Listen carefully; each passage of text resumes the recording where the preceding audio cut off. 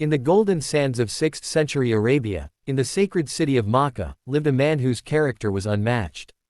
Muhammad ibn Abdullah, born into the respected tribe of Quraysh, was known far and wide as Al-Amin, the trustworthy. From a young age, he exhibited extraordinary traits of truthfulness, humility, compassion, and sincerity. Though orphaned early in life, losing his father before birth and his mother at a young age, Muhammad was raised first by his grandfather, Abdul Muttalib, and then his uncle, Abu Talib. Even through hardship, his noble character stood tall among his people.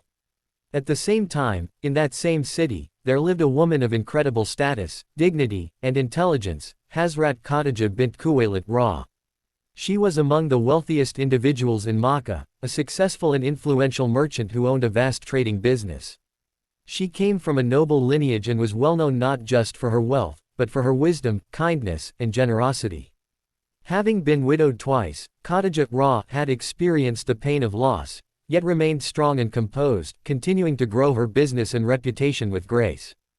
Hazrat Khadija Ra heard of Muhammad's honesty and fair dealings in trade. She was impressed by his reputation and decided to hire him to lead her caravan to Syria. For this critical journey, she sent her trusted servant, Maysara, to accompany him. During the journey, Maysara observed Muhammad's humility, wisdom, and miraculous events, such as a cloud that shaded him from the sun and the way monks recognized him as a man of prophecy. Upon returning, Maysara shared these incidents with Khadija Ra, who was deeply moved. Her heart was drawn not just to his manners, but to his soul. After reflecting on the signs, she sent a proposal of marriage through her close friend Nafisa bint Munaya. This was not just any proposal, it was a noble woman recognizing a noble man. At the time, Muhammad was 25 years old, and Khadija Ra was 40. When the proposal reached him, he was surprised but honored. After consulting with his uncle Abu Talib, he accepted the proposal. The marriage ceremony was simple yet filled with blessings. The Prophet gave a khutbah speech, and Khadija's cousin Waraka bin Nawfal, a Christian scholar, also showed his support for this blessed union.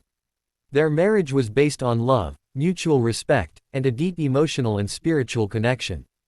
Hazrat Khadija Ra was not only a loving wife, but also the Prophet's best friend, advisor, and supporter.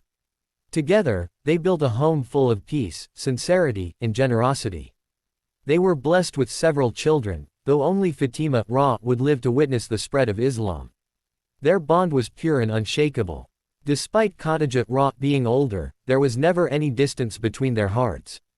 For the next 15 years, their life was one of contentment and closeness. Then came the turning point, the first revelation. When Muhammad received the first verses of the Quran in the cave of Hira, he returned home trembling and overwhelmed. It was Hazrat Khadija Ra who embraced him, comforted him, and reassured him, saying, "By Allah, he will never disgrace you. You uphold family ties, help the poor, honor guests, and support those in need." She took him to her cousin Waraka bin Nawfal, who confirmed that the one who appeared to Muhammad was the same angel who came to Prophet Musa as. In this crucial moment, she became the first believer in Islam, standing as the foundation of support behind the greatest mission in human history. She was the first to accept his message, the first to believe in the oneness of Allah and the prophethood of Muhammad and she devoted her entire life, wealth, and energy to support him.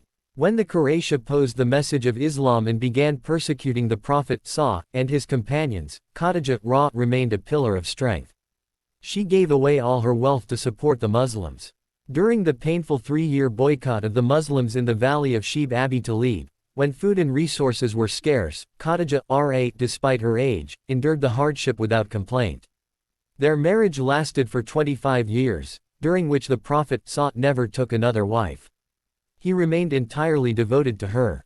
Even after her passing, his love for her never faded. He would speak of her often with emotion.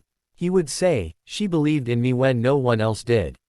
He would regularly send gifts to her friends, showing that his love for her extended even beyond her life.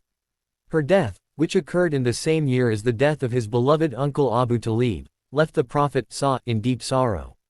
That year is known in Islamic history as al-Huzn, the year of grief. The loss of Khadija Ra was not just personal, it was the loss of a companion, a believer, a mother of the believers, and the most loyal supporter of the Prophet's mission. Hazrat Khadija was honored by Allah.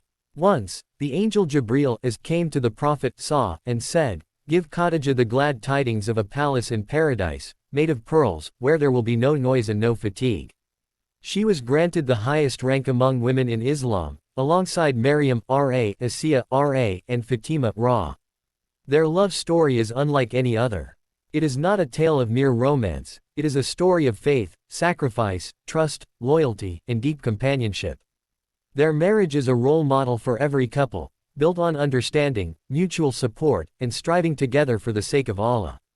It teaches us that the strongest relationships are those that are grounded in purpose and built on righteousness. Even today, more than 1400 years later, the love of Muhammad for Khadija remains a symbol of true devotion. In a world where relationships often lose meaning, their bond reminds us of what it means to truly love someone for the sake of Allah. If this story touched your heart and gave you a new perspective on what a blessed marriage looks like, then please like this video, share it with your friends and family, and subscribe to our channel for more stories from the life of Prophet Muhammad the Sahaba, and the noble women of Islam. May Allah allow us to follow in their footsteps.